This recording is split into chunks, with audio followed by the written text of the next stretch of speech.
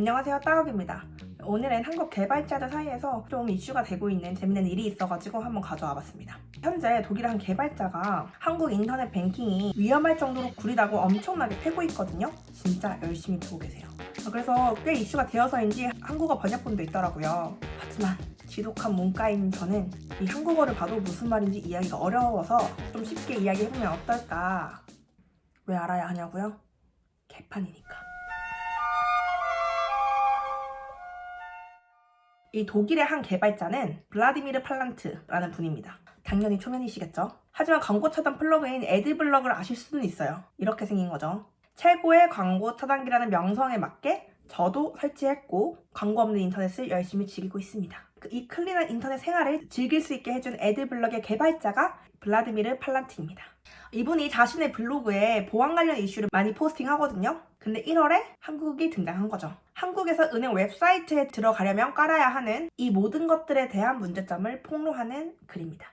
사실 이분이 1월달에 이 글을 올리기 전에 이미 2022년에 이 문제를 인지하고 2022년 10월에 한국인터넷진흥원 키사에 신고를 하거든요. 키사는 한 달 뒤에 이 문제를 개발업체에게 전달했다고 답신했는데 3달 동안 아무런 조치가 없었다고 해요. 이제 보통 화이트 해커가 취약점을 발견해서 해당 업체와 인터넷 보안기관에 신고하면 보통 3달 안에 패치가 이루어진다고 하거든요. 그리고 이 패치가 이루어졌다는 보고를 공개적으로 하고 땡스 투 땡땡 하는 게 암묵적인 룰이래요. 근데 보안업체가 가만히로 있으니까 이분이 빡이 쳤겠죠? 그래서 올해 1월부터 2주 간격으로 보안 취약점을 블로그에 올립니다. 지금까지 총 2개 프로그램에 대해서 폭로를 했고 지금 2개가 더 남은 상태거든요. 근데 이 2개 프로그램이 일단 내 컴퓨터에 있더라고요. 인터넷 뱅킹을 한 번이라도 했다? 그럼 여러분 컴퓨터에도 100% 있음. 일단 공개 폭로한 2개 프로그램은 터치앤 NX 키와 IP 인사이드거든요. 이에 대한 자세한 이분의 포스팅은 댓글에 달아 놓을 거고요. 오늘은 블라디미르 씨가 제일 최근에 작성한 한국의 금융보안 중간 결론 부분을 볼 겁니다. 글이 이렇게 시작을 해요. 가장 중요한 질문은 보안 문제나 잘못된 관행을 제쳐두더라도 이러한 금융보안에 대한 접근이 맞냐? 이 애플리케이션이 전국에 의무적으로 설치하도록 했을 때 사용자들에게 더 나은 보안을 제공하는가? 자기가 볼 땐 아니라는 겁니다. 그러니까 이거는 실제 보안을 제공하는 것보다 보안극장을 연출하는 거다. 그러니까 보안이 그럴듯하게 되는 것처럼 보이는 거지 실제로 보안이 제대로 작동하지는 않는다. 그러면서 5가지 문제점을 얘기해요. 첫 번째는 엔드포인트 보안. 지금 은행 필수 다운 프로그램을 보면 안랩이 있거든요. 이걸 왜 모든 은행 사이트에서 필수적으로 설치를 하게 하냐. 이미 윈도우는 강력한 백신 프로그램인 디펜더를 제공하고 있다. 그리고 디펜더 외의 다른 백신은 오히려 보안을 취약하게 하는 경우가 더 많다. 그리고 중요한 점은 지금 은행에서 설치하게 하는 안랩은 평소에는 동작하지 않다가 은행 웹사이트에 접속하게 되면은 활성화가 되거든요. 도대체 이게 무슨 보안에 도움이 되는 거냐. 여러분, 백신이 뭐예요? 백신은 바이러스를 실시간으로 차단하는 거잖아요? 근데 지금 이 방식으로는 컴퓨터를 보호하지 못한다는 겁니다. 그렇잖아요. 이게 웹사이트에 접속할 때만 활성화가 되면은 이미 내 컴퓨터가 바이러스에 걸렸어. 은행 웹사이트 들어갔을 때 안랩의 실시간 감시가 무슨 의미가 있겠어요. 내 컴퓨터는 이미 했는데 이런 말입니다. 두 번째는 터치앤 NX 키. 이건 여러분들 컴퓨터에 100% 있을 거예요. 이거는 키로깅을 방지하는 프로그램이거든요. 키로깅은 키보드로 우리가 입력하는 걸 해커들이 가져가는 거예요. 우리가 인터넷에서 비밀번호를 누를 때 해커들에게 정말 유용하겠죠. 이걸 막기 위해 터치앤 NX 키가 있는 겁니다. 이거는 해커들이 키로깅을 하기 전에 먼저 가져가서 암호화 시켜버리는 프로그램이에요. 이게 나쁘지 않은 방법이라고 해요. 근데 방법이 너무 단편적이라는 거죠. 그러니까 이미 내 컴퓨터가 바이러스에 걸렸다면 얘는 다른 방법을 찾아서라도 내 비번을 들고 가려고 할 거고 이미 그러고 있다는 거죠. 그러면서 든 예시가 있거든요. 예전에 하도 키로깅이 유행하니까 우리나라 은행이나 공공기관에서 마우스를 통한 입력만 가능하게끔 해놓은 게 있거든요. 화상 키보드라고 하죠. 이거 지금도 씁니다. 그렇게 하니까 이제 바이러스가 어떻게 하냐면 우리가 마우스를 클릭할 때 그 마우스 주변의 화면을 캡처해서 들고 가는 거예요. 그래서 블라디미르 씨가 지금 이런 상황인데 터치앤 NX 키가 도움이 되겠니? 하는 겁니다. 이런 것보다는 유럽이나 미국에서 사용 중인 다단계 인증 방식을 하는 게 더 안전하다. 다단계 인증 방식은 OTP예요. 그 있잖아요. 그 버튼 누르면 랜덤하게 숫자 나오는 거. 나는 이거도 불편하던데. 하여튼 근데 OTP는 어쨌든 컴퓨터와 분리된 하나의 물건이잖아요. 해커가 아무리 내 비번을 털어도 OTP는 털 수 없기 때문에 안전한 방식이라는 거예요. 세 번째로 얘기하는 게 IP 주소 감지. 우리가 또 인터넷 뱅킹할 때 꼭 설치해야 되는 것 중에 하나가 IP 인사이드거든요. 이거는 근데 보안이 아니라 내 컴퓨터 정보를 은행 사이트에 보내는 프로그램이에요. 이거는 정상적인 접근인지 확인을 하기 위해서 까는 프로그램이라고 하는데, 이 글에 따르면 어떻게 보든 너무 불필요하다는 거죠. 이렇게 정확히 얘기를 하거든요. 한국 은행들은 고객의 프라이버시를 침해하는 비익명화 도구인 IP 인사이드 설치를 요구하고 있다. 솔직히 나는 이것이 정확히 어떤 위협에 대응하려는 것인지도 모르겠다.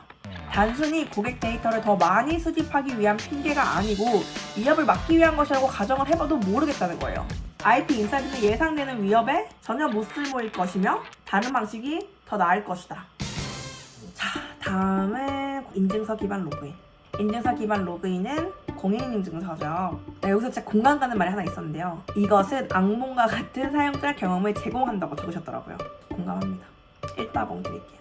진짜 하나부터 10까지 다 불편했어요. 근데 그걸 아직까지 쓰는 이제 블라디미르는 이게 도대체 보안에 추가적으로 어떤 도움을 주고 있냐고 말합니다. 물론 인증서는 일반 암호보다는 해킹하기 어려워요.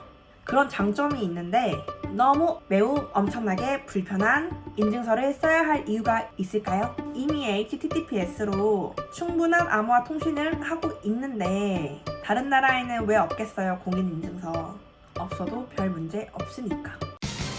마지막으로 소프트 배포라는 게 있는데 이거는 보안이 아니라 한국 특수성 문제라고 해야 될까요? 이게 무슨 말이냐면 개발사하고 배포자가 다르다는 거예요. 그러면서 이제 왜 소프트웨어 배포를 안전하게 배포한 경험도 없는 은행에다가 배포 과정을 맡기느냐. 그러니까 우리가 보통 백신 설치를 하면 안 좋지만 만약에 설치를 하면 개발업체 사이트에 가서 다운을 받고 문제가 생기면 수정해서 업데이트를 해서 그 문제를 없앤단 말이죠.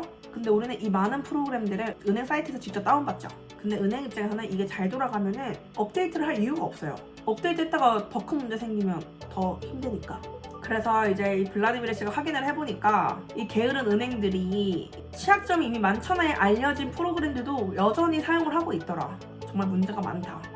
그리고 개발과 배포가 따로다 보니까 반영이 바로바로 안 된다는 겁니다. 블라디미르 씨가 블로그를 통해 그 터치앤 NX 키 취약점을 공개를 했거든요. 이때서야 이제 터치앤 NX 키 개발 업체인 라운시큐어가 부랴부랴 업데이트를 진행을 했대요. 근데 이제 문제가 뭐냐면은 이걸 배포하는 책임은 누구한테 있다? 은행한테 있다. 근데 이제 은행이 뭐 한 개도 아니고 되게 여러 개고 뭐 다 시기도 다르겠죠? 바로바로 업데이트가 안 된단 말이에요. 그러니까 어쨌든 그 기간 동안 사용자들이 보안 공백 속에 놓여 있었다는 건 확실한 거죠. 그래서 이 한국의 프로그램 개발과 배포가 다른 은행 보안 시스템 구조 속에서는 계속 이런 문제가 발생할 거라고 얘기하고 있습니다. 글이 이렇게 끝나는데요. 한마디로 말하자면은 한국의 인터넷 뱅킹은 구리고 비합리적이다. 덕지덕지 설치해야 하는 보안 프로그램들은 이미 비합리적인데 관리도 제대로 안 돼 있어서 굉장히 취약하다. 근데 그게 너네 컴퓨터에 필수로 깔려 있어 라는 겁니다. 이런 생각이 들죠. 아니 한국 시장의 특성이라는 게 있잖아? 그쵸, 한국 시장의 특성이 있죠. 근데 스마트폰은 안 그러잖아요. 이 한국의 인터넷 그 뱅킹은 초기부터 그 금융 사기 책임을 이용자에게 전가시키기 위해, 그리고 그 이 뭔가 안랩 같은 걸 보면 그 뭔가 서로 이익이 연결. 근데 솔직히 그렇잖아요. 보통 해외에서 금융사고가 나면 금융권이 책임집니다. 근데 우리나라 은행들은 우리는 보안 프로토콜에 따라서 적절한 보안 조치를 했는데 문제가 생겼니? 그럼 너 탓이 아닐까? 뭐 이렇게 하는 것 같다.